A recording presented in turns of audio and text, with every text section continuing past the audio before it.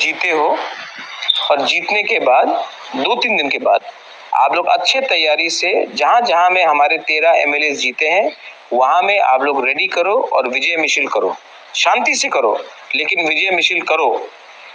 75 साल के बाद पहले बार एक रीजनल पार्टी को 13 सीट मिला है और असेंबली में सेकंड लार्जेस्ट पार्टी बन के बैठा है। ये गर्व का बात है। इसमें आप अपने आप के अंदर आपको प्राउड फील करना चाहिए। 4 दिन के बाद 13 जगह में जहां में हम लोग जीते हैं वहां में प्रिपरेशन करके शांति से विजय मिছিল करने का तैयारी करो। ये बुबागरा का मैसेज है।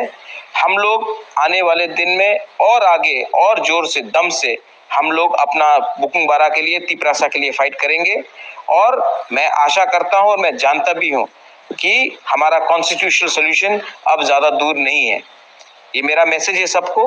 4 दिन के बाद शांति से हर इलाके में जहां में हम लोग का जीत हुआ है अच्छे तरीके से बैंड बाजा के साथ आप लोग विजय मिছিল करो।